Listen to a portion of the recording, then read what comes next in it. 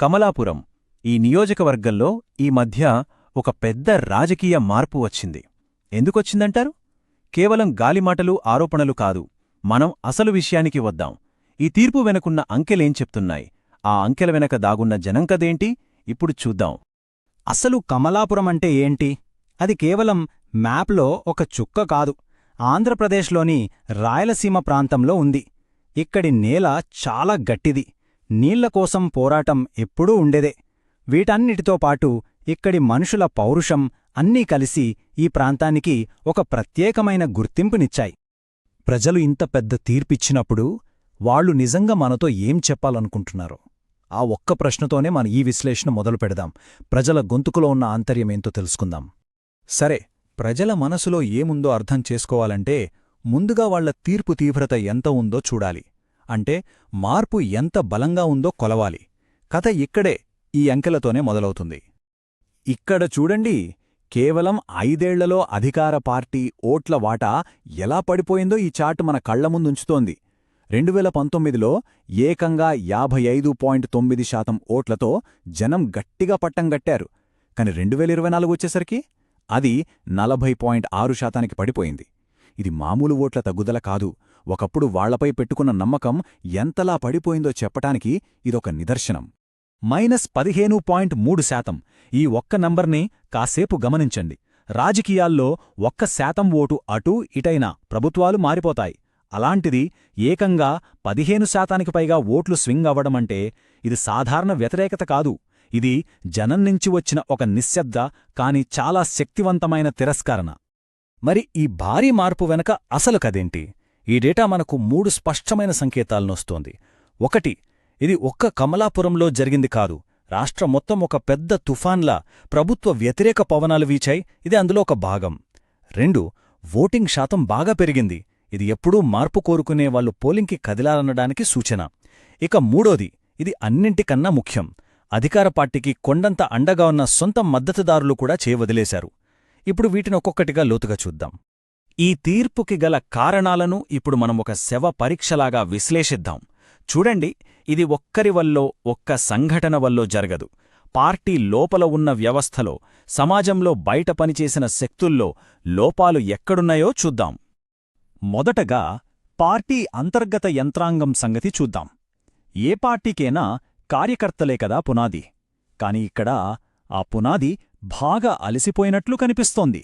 అంటే క్షేత్రస్థాయిలో ఇంటింటి ప్రచారం, జనం సమస్యలు వినడం, ప్రభుత్వ సందేశాన్ని చేరవేయడం, వీటన్నింటిలో పాత జోష్ లేదు. దానికి తోడు అధికారంలో ఉన్న నాయకుడి మీద ప్రజల్లో ఆదరణ తగ్గింది. దాంతో ఓటర్లతో ఉన్న వ్యక్తిగత కనెక్షన్ కూడా బలహీనపడింది. ఇక పార్టీ బయట పరిస్థితి చూస్తే అది ఇంకా తీవ్రంగా ఉంది. ముఖ్యంగా రాయలసీమలో గ్రామీణ ప్రాంతాల్లో రైతులు అప్పుల బాధతో, ఆర్థిక ఇబ్బందులతో సతమతమవుతున్నారు. మరోవైపు చదువుకున్న కుర్రాళ్లకి ఉద్యోగాల్లేవు, ప్రభుత్వ ఉద్యోగులకి జీతాల విషయంలో అసంతృప్తి, ఇవన్నీ కలిసి ప్రజల్లో ఒక రకమైన ఆగ్రహాన్ని పెంచాయి. చూడండి, మన రాజ్యాంగం ప్రతి పౌరుడికి గౌరవంగా జీవించే హక్కునిచ్చింది. ఆ గౌరవానేది వారి కష్టానికి తగిన ప్రతిఫలం దొరికినప్పుడే కదా సాధ్యమవుతుంది. ప్రజాప్రసంగంలో బాధ్యత అంటే ఈ క్షేత్రస్థాయి వాస్తవాలను గుర్తించడమే. అయితే పార్టీకి కొన్ని బలాలు కూడా ఉన్నాయి, మరికొన్ని బలహీనతలున్నాయి. మరి బలాలున్నప్పుడు కూడా పార్టీ ఎందుకు ఓడిపోయింది? ఈ రెండింటినీ పక్కపక్కన పెట్టి చూస్తే ఆ వ్యతిరేకతను ఎందుకు తట్టుకోలేకపోయిందో మనకు స్పష్టంగా అర్థమవుతుంది. ఇక్కడే అసలు సమస్య బయటపడుతుంది. ఒకవైపు నవరత్నాలు లాంటి ఒక శక్తివంతమైన సంక్షేమ బ్రాండుంది, కొన్ని సామాజిక వర్గాలతో గట్టి సంబంధాలున్నాయి. కాని మరోవైపు అదే సందేశాన్ని చెప్పే నాయకుడు, ఆ సందేశాన్ని జనంలోకి తీసుకెళ్లాల్సిన కార్యకర్తలు ఇద్దరూ అలసిపోయారు. సందేశం ఎంత బాగున్నా దాన్ని చెప్పేవాళ్లమీద నమ్మకం పోతే అది జనానికెక్కదు. కమలాపురంలో సరిగ్గా అదే జరిగింది. సరే, ఇప్పుడుదాకా పార్టీల గురించి, నాయకుల గురించి మాట్లాడాం. ఇప్పుడు ఆ లెక్కలన్నీ పక్కన పెట్టి నేరుగా ప్రజల దగ్గరికి వెళ్దాం. అసలు వాళ్ల సమస్యలేంటి? ఈ ప్రభుత్వ వ్యతిరేకత అనే నిప్పు ఎక్కడ మొదలైంది? ఏ చిన్న చిన్న నిప్పురవ్వలు కలిసి పెద్ద మంటగా మారాయి? పెండ్లిమర్రి, చింతకొమ్మదిన్నె ఇవి పూర్తిగా వ్యవసాయం మీద ఆధారపడిన మండలాలు. ఇక్కడ రైతుల కష్టాలు కళ్లముందు కనిపిస్తున్నాయి. పంట వేద్దామంటే నీళ్లు లేవు. పండిన కాస్త పంటను అమ్ముకుందామంటే మార్కెట్కు సరైన రోడ్లు లేవు. దీనికి తోడు ఈ కరెంటు కోతలు. ఇవి మామూలు సమస్యలు కావు, వాళ్ల బతుకుతెరువు మీద పడుతున్న దెబ్బలు. ఇక కమలాపురం, వల్లూరు లాంటి మండలాల్లో సమస్యలు వేరే రకంగా ఉన్నాయి. ఇక్కడ తాగడానికి మంచి నీళ్లు లేవు, పిల్లల చదువులకు మంచి స్కూళ్లు లేవు, ఒంట్లో బాగోలేకపోతే దగ్గర్లో మంచి హాస్పిటల్ లేదు, సంక్షేమ పథకాలు కూడా సరిగ్గా అందట్లేదని ఫిర్యాదులు. ఇవి కేవలం ఫిర్యాదులు కాదు, ఒక కుటుంబం గౌరవంగా బతకడానికి అవసరమైన కనీస వసతుల కోసం వాళ్లు పడుతున్న ఆవేదన. సరే, ఇప్పటిదాకా సమస్యలని నిర్ధారించాం, వాటి మూలాలని విశ్లేషించాం. ఇప్పుడు అన్నింటికన్నా ముఖ్యమైన భాగం పరిష్కారం. ప్రజల కష్టాలని నేరుగా ఎలా పరిష్కరించాలి? దానికోసం ఒక స్పష్టమైన, ఆచరణలో పెట్టగలిగే ఒక బ్లూప్రింట్ ఇది. జనం నమ్మకాన్ని మళ్లీ గెలవాలంటే ఈ 3 స్తంభాల వ్యూహం కీలకం. మొదటిది నీటి కష్టాలకు శాశ్వత పరిష్కారం. రెండోది ప్రతి కుటుంబానికి అందుబాటులో ఉండే మెరుగైన వైద్యం. మూడోది గ్రామీణ ఆర్థిక వ్యవస్థకు జీవనాడి అయిన రోడ్లు, కనెక్టివిటీ. జనం అడిగిన ప్రశ్నలకు ఇవే మన ప్రత్యక్ష సమాధానాలు. మొదటిది నీరు. పెన్నా నది నుంచి ఒక కొత్త లిఫ్ట్ ఇరిగేషన్ ప్రాజెక్ట్ను ప్రతిపాదించడం. ఇది కేవలం కాంక్రీటు, పైపుల వ్యవహారం కాదు. ఇది రాయలసీమ రైతు కళ్లల్లో ఎండిపోతున్న ఆశలకు మళ్లీ ప్రాణం పోయడం లాంటిది. వాళ్ల భవిష్యత్తుకు భరోసా ఇవ్వడం, వాళ్ల కష్టాల మూల కారణాన్ని ఇది నేరుగా పరిష్కరిస్తుంది. రెండోది ఆరోగ్యం. కమలాపురం ప్రాథమిక ఆరోగ్య కేంద్రాన్ని 30 పడకల హాస్పిటల్గా మార్చడం. దీనికి ఒక అంబులెన్స్ సర్వీస్ కూడా జోడించడం. ఆలోచించండి, అర్ధరాత్రి ఇంట్లో ఎవరికైనా బాగోలేకపోతే ఆ కుటుంబానికి ఈ హాస్పిటల్ ఎంత ధైర్యాన్నిస్తుందో. ఇది ప్రతి కుటుంబం యొక్క ఆరోగ్య భద్రత పట్ల ప్రభుత్వానికున్న నిబద్ధతను చూపిస్తుంది. ఇక మూడోది కనెక్టివిటీ. గ్రామాల నుంచి పొలాలకు, పొలాల నుంచి మార్కెట్కు మంచి రోడ్లు వేయడం. ఇది కేవలం రాకపోకల కోసం కాదు, ఇది రైతు పండించిన పంటకు మంచి ధరను, ఊళ్ళోని యువతకు బయట ప్రపంచంతో అవకాశాలను కలిపే ఒక ఆర్థిక వారధి. అలాగే గ్రామాల్లో ఇంటర్నెట్, స్కూల్లో ల్యాబ్స్ మన పిల్లలని భవిష్యత్తుకు సిద్ధం చేస్తాయి.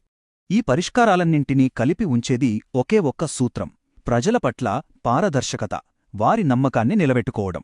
ఈ క్రమంలో ప్రజల వ్యక్తిగత సమాచారం విషయంలో కూడా అంతే బాధ్యతగా ఉండాలి. భారతదేశం యొక్క కొత్త డేటా ప్రొటెక్షన్ చట్టం ప్రకారం ప్రజల సమాచారాన్ని కేవలం వారి అనుమతితోనే, వారి మేలుకోసమే ఉపయోగించాలి.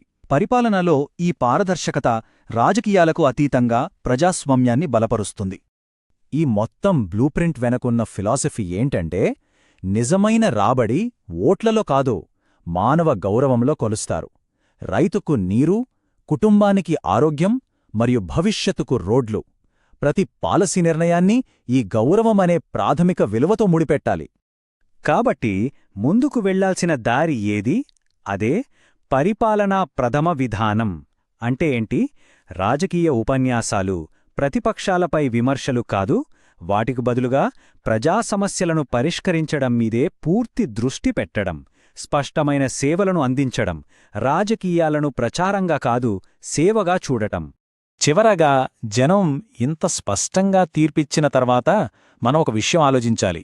బహుశా ఈ రోజుల్లో అసలైన రాజకీయ నైపుణ్యం అంటే గంటల తరబడి మాట్లాడటం కాదేమో, ప్రజలు చెప్పేది ఓపికగా వినడానికి, విన్న తర్వాత వాళ్లకి సేవ చేయడానికి కావలసిన ధైర్యం ఉండటమే అసలైన నాయకత్వం.